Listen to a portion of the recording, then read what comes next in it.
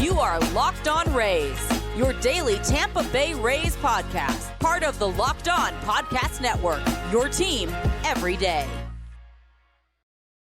Hello, my name is Kevin Weiss. I'm Ulises Sambrano. It's your boy, Evan Closky. And we love to see it. We are the host of the Locked On Rays podcast, part of the Locked On Podcast Network. Thank you for making us your very first listen every day. Be sure to check out and subscribe to our YouTube channel at Locked On Rays. You can also find us on Eric. X and Instagram at Locked On Rays. What was that said over there in the peanut gallery? I missed it. Oh, there we go. Jose, I'm just enjoying the pictures here. That's why you got to go to YouTube if you're not on YouTube watching this little Curtis Mead action. Bald now. Ulises actually took all those photos. Yes, yeah. With his super expensive camera and even Randy's laughing at that comment. Actually, he just used his iPhone 14 and he took those quality level photos. So Right. Where were we? Yeah, if you have a mailbag question, email us lockedonrays@gmail.com. Speaking of that, we don't do this very often, very infrequent, but why not? We're going to have a quasi mailbag episode with Evan Closky. We got a flurry of questions from the listeners out there, so we figured we would open the mailbox and run them through. So this first one, actually a voice memo, which we do appreciate, from one listener, Jack Voorhees. Hey, Kevin. Hey, Ulises. It's Locked On Superfan Jack. I'm actually recording this from Dunedin. I'm going to have some breakfast because I've taken the day off because I'm going to watch a spring training game. And that gives me the opportunity to ask you this question. You know, living in Florida, we have a lot of different facilities for other teams. What is your favorite away team? This is my first away experience. Going to go to the Toronto facility today as a Rays fan. But what is your favorite facility for an away team in Florida to see a ball game, see a spring training game? Raise up. All right, we appreciate that question. Evan, thoughts? Well, Dunedin's a really good one to go to. You got to remember they kind of built up that park a little bit when the Blue Jays came to town during the post. Well, I guess we were still kind of in the pandemic, but, you know, the Blue Jays were playing there. The Raptors were playing at Amalie Arena. Very good choice right there. But Steinbrenner Field in Tampa is so nice for a spring training facility. Certainly the level of minor league action that's played there throughout the season, those minor leaguers are spoiled playing in that ballpark. Really, yeah, I think – those two stick out to me. One of these days, I do have to get to Northport and check out the Cool Today Park because I know that's pretty brand new for the Braves as well. But yeah, we're pretty lucky around here. We got some great spring training facilities, but those were the two that come to mind for me. What about the biggest dump? Or the all of them are dump? okay? Yeah, I don't know about dump. You know, it just some of these. I forget. I think Sarasota is one of the oldest. I think they're putting in some renovations into that soon. But I would say I wouldn't even say it's a dump. I'm just saying it's more as like it's outdated. It's not as new. Yeah, I don't know. As I said, you know, even like even like going out to Lakeland, like they built it up nice around there. It's just, I like, you know, and even the facility for the Pirates there in Bradenton. I like most of them. As I said, I haven't been to the Cool Today Park. I'm trying to think if I haven't been to another one. It might be. I haven't been to Sarasota in a while, and I think they did put work into it. Don't take me at my word for that, but I went to Sarasota very early my tenure here. I haven't circled back. Ulises, where do you stand on this? Just to get away from the West Coast, I really enjoyed the Mets one in Port St. Lucie. Mm-hmm. Yeah, I really, because I saw the Mets play last year against Venezuela there right before the World Baseball Classic. I really enjoyed that park. And then the Houston Astros one too in West Palm Beach. Really liked it. I think that's really new too, right? Yeah, it felt new, and it's just look. I love the Trop for what it is, for the memories, the melancholic, and all of the things that we all love about the Trop. The fact that it's like 98 degrees and then you come in and it's 72. That's lovely. No rain delays. Awesome, right? Okay. Having said that, I really had a great time in both of those parks, just like looking out into the sky and like it felt the breeze and going into a lawn and like for a couple innings and like just walking around. That was really cool. So those two parks, really, I appreciate it. And I'll be going to, I believe, a Phillies game next weekend with Mr. Weiss. And so I'll get to see the Clearwater facilities. Now I'll need to hire extra security because he blew up our spot, but it's all good. Jack Voorhees, where he's from, Dunedin, probably a little biased because I did get to watch a major league game there during the pandemic. I think it was Taylor Wall's debut or one of his first couple games where he was hitting doubles in the alley. And that was after the Willie Adames trade. Yep. Yes, exactly. And I just remember, first off, the location of that ballpark near or in the heart of that downtown, and you have a great waterfront and a great brewery scene as well. And I just remember the ballpark being clean, having great views, and a really well-stocked pro shop, which again, some of that may have been because, you're playing major league games there, and the lighting was improved. And a little bonus as well, Randall Grichuk gave us a little outfield ball action as well. So that maybe stands the test of time for me right now is the Blue Jays ballpark. Randall Grichuk will be such a great name that war in like 9 years. Yeah. And I will guess like 22. No way. 14. Yeah. So I do at some point want to get to the East Coast ballparks. I just haven't made my way over there. And I also got to hit I don't think I've hit Fenway South yet either, nor the Northport facility. Yeah, I haven't done the Fort Myers. There's a lot. I gotta tell you guys, this is gonna sound bad as a Tampa guy, but I've never been inside Steinbrenner Field. Oh, you gotta go. You gotta go at least just once just to experience. Come on, bro. I know. I wanna do it this year, when the Rays come in. But yeah, it's just that much. Well, wait. I mean, Ulises had visions of going there, but as he parks and gets out of the vehicle and sees all the Yankees garb, he instantly combusts. It's projectile vomiting, and he has to leave. That's better than what the alternative is, which is Kevin rolling up, parking, realizing $5. Let me get out of here. Parking is free. Well, maybe not for spring training games, but parking is free during at least when I've gone recently to Tampa Tarpons games. See, the key thing is to park at Ray J, walk on over. It's free. Even better, HCC tennis courts, and then you walk your happy butt out there. That's nice. Yeah, that's great. Yeah, that works as well. All right, we have more mailbag questions to get to, but first we have to tell you this. Get buckets with your first bet on FanDuel, America's #1 sportsbook. Right now, new customers get $150 in bonus bets with any winning $5 bet. That's $150 if your bet wins. Bet on all your favorite NBA players and teams with what they have called quick bets, live same-game parlays, exclusive props, and so much beyond that as well. Just visit FanDuel.com/lockedon, LOCKEDON, to shoot your shot this very moment. FanDuel, they are the official sportsbook partner of the NBA. Evan, what is your NBA team, or who is your NBA team? Knicks, Spurs. Teams.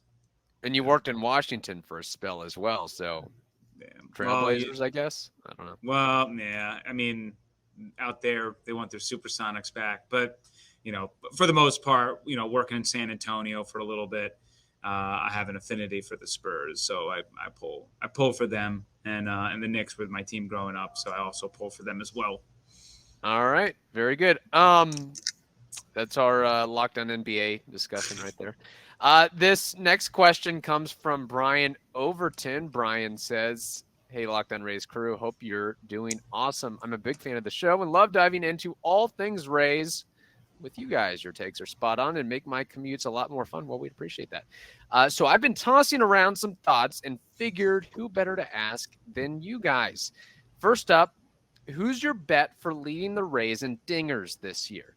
I'm split between Josh Lowe and Randy, both absolute units, correct? Who do you think is going to crush it out of the park and take the crown? And here's a curveball for you. What's your vibe on bringing back Mejia as our backup catcher? Well, the Rays did sign him to it. I've got a soft spot. I've got a soft spot for the guy. Do you think he's got the chops to beef up our lineup and bring some extra heat behind the plate? Can't wait to hear your all's thoughts. That's Brian out of Parrish, Florida. Brian, so you're awesome. 2 questions there. Just wanted to say, Brian, you're awesome. Thank you for writing to us, and I'm glad that we are able to be part of your commute every day. That's really cool. Yes. Cool so, guys. Evan, first question: who hits more homers, Josh Lowe or Randy? I'm gonna go with Randy. I'm a little bullish on Randy. To me, if he's gonna be that superstar kind of guy, like this smells like the year to do it. Not to mention, he's got Yandy Diaz biceps this spring, so that's going to factor in. Now, I am a little bit worried. Did he bulk up too much, and that causes some wear and tear, right? He bulked up. Yandy tried to. It's impossible with his biceps. Their balloons are shoved in there. But he tried to actually bulk down and be more flexible. I think that's generally the way you want to go to make it a long way into a season. Randy talked about how his body kind of broke down last year towards the end there, especially considering he was coming off the World Baseball Classic. But I'm going to go with Randy. Ulises? I don't think there's a really wrong answer for that, but I'll just for the sake of argument, I'll go with Josh. Loser.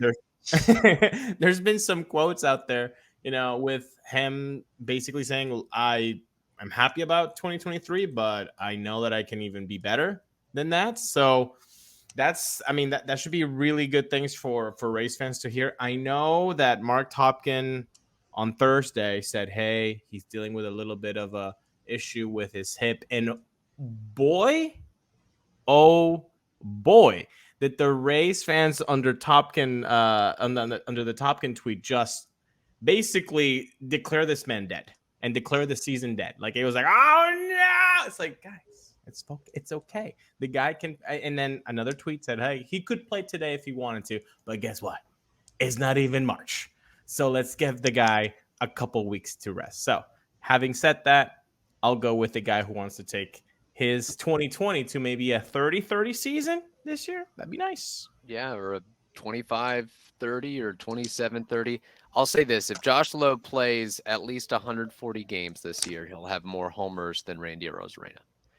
I just see Randy as, I've got to see him get over that hump. Yes, that's what I'm What saying. he's put together has been very impressive the last 3 seasons, but it's like, it's just chalk of, he's going to give you a certain batting average. He's going to give you a certain number of home runs. He's going to give you a certain number of stolen bases, and that's what he's going to top out at. Now, maybe that this really big paycheck coming down the pipeline for him gives him a little extra motivation for the forthcoming seasons. But I'm really bullish on Josh Lowe, hip inflammation aside with that. Now, the next part of Brian's question in regards to Francisco Mejia, I guess the question more specifically, so he has signed a minor league deal, will he earn the backup job, or will it be Alex Jackson, Logan Driscoll, or somebody not yet on the roster, perhaps? So, to me, it's Alex Jackson's job to lose. They really want him to win that backup catching gig. Having said that, there are a handful of teams out there that have 3 or 4 catchers on their 40-man And it would make a lot of sense for them either to waive a catcher or to maybe deal them away to the Rays for, a nothing burger. But, that's the thing. You have to figure that's what the Rays are trying to construct how that's going to happen. And they got time, right? They don't have to force it. Like, let's say, for example, fans out there are like, go out there and get Joey Bart, right? Well, the Rays don't have to do anything to get Joey Bart. Like, the Giants are stuck. They got 4 catchers right now on their 40-man. Sabal looks like they're going to try him at first to keep him in the pipeline. But, Joey's maybe their 3rd catcher. He has no options. So why are you going to bail the Giants out of that decision? Like, if you're going to waive him, go waive him. And then you can maybe get an asset for Harold Ramirez versus trading Harold for a 1-for-1, which you could have gotten anyway. Right. So it's all about maximizing what you're going to get, because still we believe Harold Ramirez is not going to be their opening day. It just, as far as roster construction goes, it doesn't make much sense, especially when day one, Eric Neander comes out and says, yeah, we want Jonathan Aranda to be here with the club, not look over his shoulder. It's his gig. He's going to get at bats, and we got to give it to him.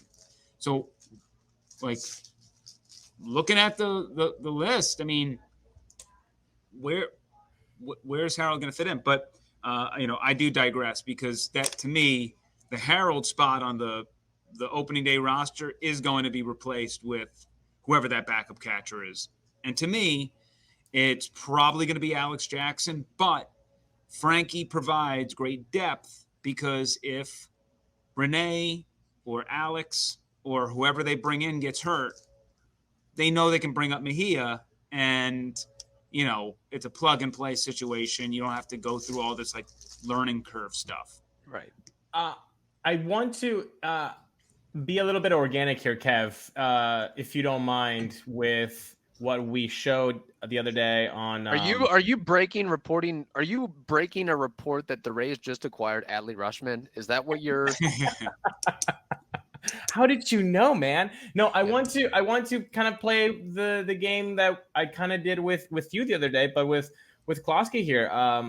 This is what we have so far, and Kevin and I agree that if, again, the season starts today, this is what it kind of looks like. But obviously you see Harold here.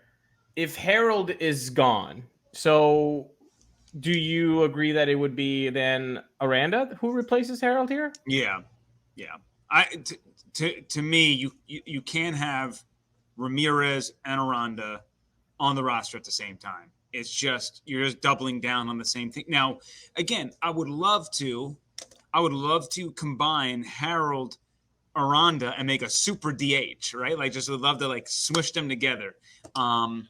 Couldn't you do that though? And then maybe Meade takes the brunt of like, okay, buddy, you gotta go to AAA, and then that way you have Aranda and Harold, and then you make that super. But DH? But to me, that's not the Rays' way, because the Rays' way is they want flexibility, and Harold and Aranda are defensive liabilities, and when you do that, you have those you have 13 names right there. I mean, there's only so much that you can do with their tinkering, right? I mean, like from day 1 to 162, they are going to move people in and out of the lineup all game long and shift them from position to position to try to maximize their winning potential. And when you have Harold and Aranda rotating, theoretically, you can get the bet, right? If you have a lefty, you go to Harold. If you have a righty, you go to Aranda, and you kind of make that work at the late game situation. But I don't think they want to be in the business of having a versatile DH, right? They want to be in the business of plugging Josh Lowe into a game late because a lefty started, put him in the 6th inning, have him move in the right field, and the right fielder move over to left. The left fielder maybe come in a DH or whatever it might be. That's why. DeLuca, he can play all outfield positions. Right. Ahmed Rosario, he can play infield, outfield. Meade can play all you have first base down there. To some degree, he can play all of the infield positions, though I think we all agree. I wouldn't feel necessarily 100% comfortable with Meade at shortstop. And then, that's not even counting for Bilao, who is a second base only. Paredes, who's a third base really only.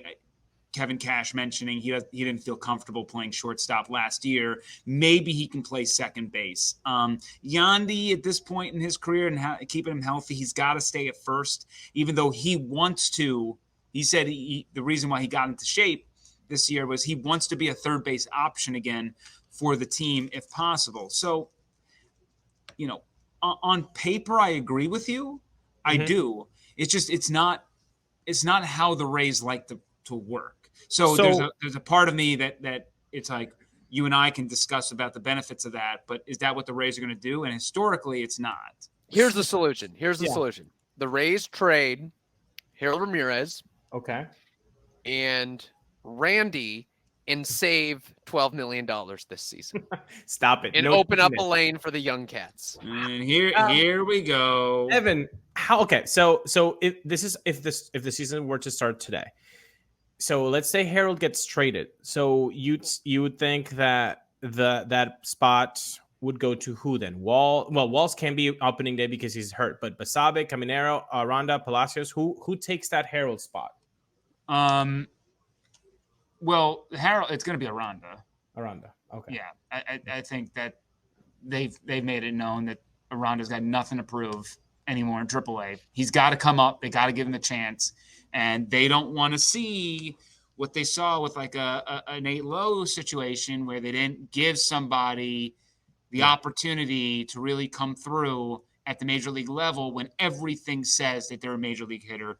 Kevin Cash has reiterated it. This guy is going to hit in the majors. When, I don't know, but he's going to hit. So, and this would mean that Palacios, obviously Walls, and Basabe and Caminero start at AAA. Yeah, I'm not as far as my list is, I have Palacios. Like my outfield is Arozarena, DeLuca, Lowe, Palacios, Siri. So I have 5 outfielders on my list. Let me see where the big Are the Rays only keeping one catcher, or they send? Well, no, I have 2 catchers because I have 13 pitchers. I have 13 pitchers, 13 hitters. So I think the difference maybe is I don't have Meade. You don't have Meade. Yeah, so that's where our discrepancy is. So I have Aranda, Palacios in, Harold, Meade out. Gotcha. And Walls will be on the IL to start the season. Basabe, I don't think is in the running for an opening day roster spot, to be honest, now that they got Caballero and Ahmed Rosario in-house. And then it comes down to Caminero, who we'll see. Caminero is almost certainly going to start at AAA. I think just out of due diligence, because they rushed him so much last year. I think they want to be 100% sure that he's ready to come up. And his defense just isn't quite there. And that they have to figure that out. I don't necessarily think any more time in AAA is gonna fix it. I think I saw a comparison. Might have been Keith Law. I forget who wrote it, but somebody said he's got very like Marcelo Zuna type vibes of a guy who maybe pushes to the corner outfield. But if he can prove that he is just smashing AAA pitching, the Rays are going to have to figure out a way to bring him up. Because, and not to mention, if in the spring training here down the stretch, let's say he pops like 6 home runs in spring training. He's already got 1. Let's say he pops 6, 7, 8. I don't know. Let's just say a crazy number. They got to really, really consider starting the year with him in their lineup. He brings that much pop. And now with the rules and the draft picks and what you can get for having a rookie of the year and all these types of things, you already brought him up last year. So there is a benefit to getting more meat on the bone if you're going to bring him up. So, they still are a little bit log jammed, but So do you see a trade forthcoming that clears out some of that log jam, or it'll naturally solve itself with injuries and so forth? I think that's why I think they'll put Caminero in AAA, because it buys them time, right? They don't need to make a decision. You just hope that down the stretch they aren't like, or at the beginning of the season, they don't begin like 5-15, right? And force their hands to do something that they really don't want to do. You just hope you kind of tread a little water here. You're doing what you can. And we have seen the Rays make moves in May before, right? They trade, we just talked about the Willy Adames trade. Yeah. They will figure out ways to unclog things if necessary to open up a spot. And who knows, right? Who knows if two starting pitchers go down, they might need to get creative with arms, and maybe there's a deal out there that they like. You're going to gain more information as you get into 30 games, 60 games, and somewhere around that 60 game mark is where I assume we're really going to start talking about, okay, when are we bringing up Caminero? If not sooner, based on whatever production he brings. But they'll champion the defensive lines, trying to work on that. And sometimes it's BS, but I actually tend to understand it with Junior. I said it last year ad nauseum, right, with you guys. I mean, the defense isn't quite there yet, and they got to figure out how that works long term. So, but again, is he going to be the DH? Do you bring up Caminero and have him as sort of that foil to Aranda, and as that lefty righty split, and then just get Junior in maybe like a game here, a game there for a hitter? I think if you call him up, you better be playing him every day. Yeah. Well, that's my point is, I mean, first off, outside of like Randy and Yandy to an extent, though he might get a blow here and there too, no one's really an everyday player, right? Everyday player is kind of 5 to 6 games a week. I'm going to send you a link of the Locked On Rays outfield competition episode where we kind of say Josh Lowe is in that conversation for 2024. I'll send you the link later, Evan. No, so you're saying that you're saying he should be this year? Yeah, I think he's going to. I don't disagree with you. Though my guess is against certain lefties, he's going to be taking. But how many against certain lefties are there going to be? I mean, he's going to face 70, 75, 80% righties, and then he's going to be. But what I'm saying is there are going to be time. Like, let's say that against all lefties, Caminero is your DH, and then against all righties. So let's say you face like 2 lefties a week. So that means, let's say you got 4 more games that week. That means about 3 other times a week you gotta find a spot for Junior on the infield. And is that bumping? Again, we're getting ahead of ourselves, but I'm just saying that there is a lot of creativity that has to go down, and I do tend to believe that if Caminero comes up, he's got to be a predominant player. I don't necessarily know if you got to trot him out there every day, but he can't be on the bench, riding the bench, getting like 1 or 2 games per week. That's not what I'm suggesting. A lot of this can be solved by trading Brandon Lowe, by trading Randy Arozarena, by trading Isaac Paredes, and saving a whole bunch of money and allowing these young kids to prove themselves. How much money did Stu put in your Zelle account? My goodness, stop with the propaganda, Kevin. Jeez, man. But you know what? Hey, but there's gonna be a point where those guys are gonna be traded.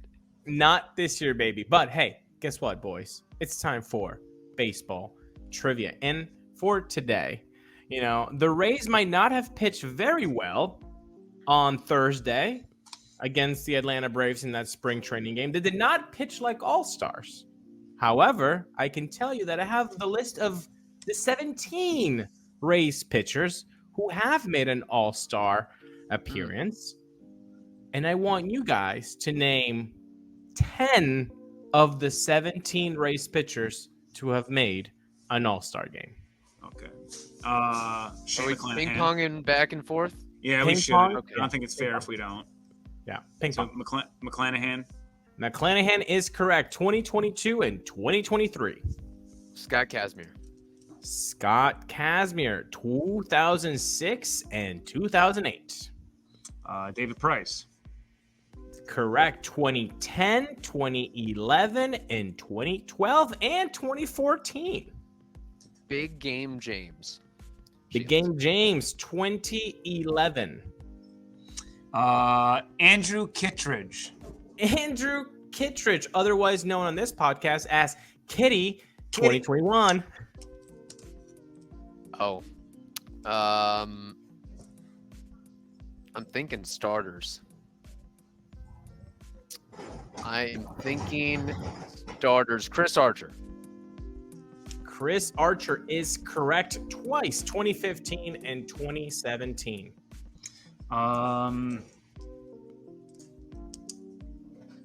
Oh, I just had a name and it just flew away. Oh my God. Oh, the closer. I literally I see his face now. Kyle Farnsworth. Just kidding. That's not a guess. Oh my Lord. Why am I blanking on his name? Do you want to skip your turn? Yeah, skip. I gotta. It like literally flew out. Go. If you can pick up Balake Snell. Balake, 2018, correct. Which, by the way, Evan, do you think he signs with the Rays? We did get a mailbag question. No, he's not coming. He's not happening. Giants or Yankees, or he's just sitting out. He's retired. Make it the Giants, my goodness. Oh my God. So Snell brings us to what, 6 or 7? 7. You're at 7. So it's Evan's turn. He's struggling though. He's struggling right now. Yeah, I gotta get off this. He's like Jonathan Aranda right now against a tough lefty right now. Yeah, Kev, go. I gotta. All right. I've been Fernando stubborn. Rodney. Fernando Rodney, 2012. Put that arrow right up there in the sky. 2 more, boys. Am I gonna have to be like Ohtani and pitch? I think you're gonna have to. Hit and steal bases and. I think so. Yeah, just go rattle. Well, now I'm kind of running deep into the well here. I told you. I really don't think this guy was an all-star, but okay, fine. Troy Percival. Strike 1. I killed it with this trivia question. It was a good question.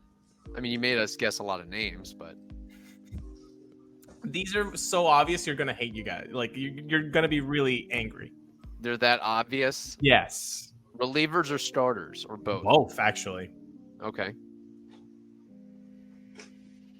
Rafael Soriano? Oh, There you go, my boy. Closky, though. Closky on the clock. Yes.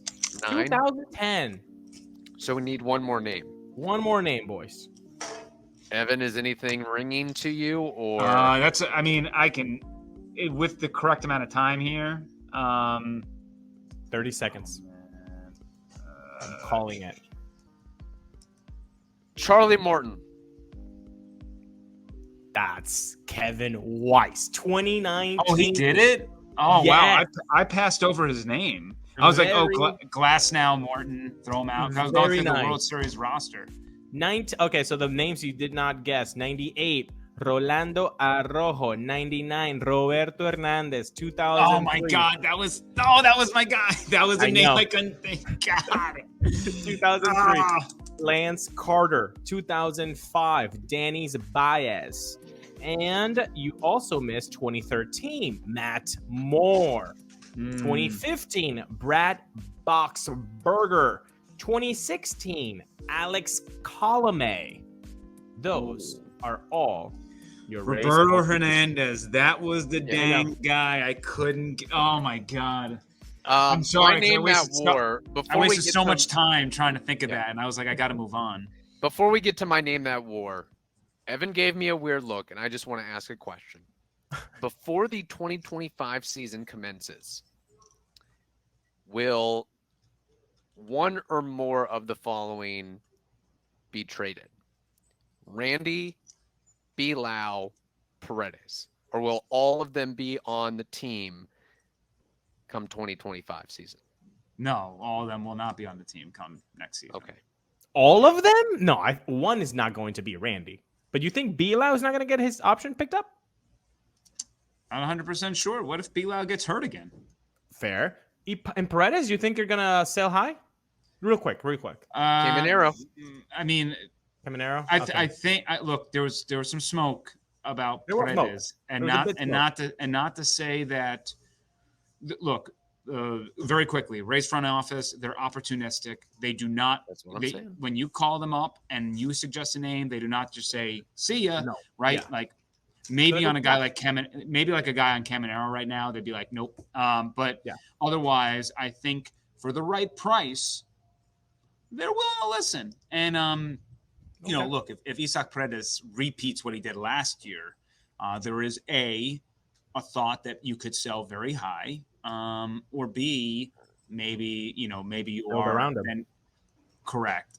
But in the end, I don't. Of those three, I don't think that trio is coming back. And my assumption would be that Bilal is number one on the cut list only because of injuries. Like it's getting to the point where if you're not going to be available. I don't know what that does for me. Yeah. And you can't play him in the playoffs offensively. It's not historically not a good average. Right. All right. That aside, I think two of those three are gone by this time next year, basically. Interesting. Ramon Hernandez, what is his career WAR? Oh, I love this guy.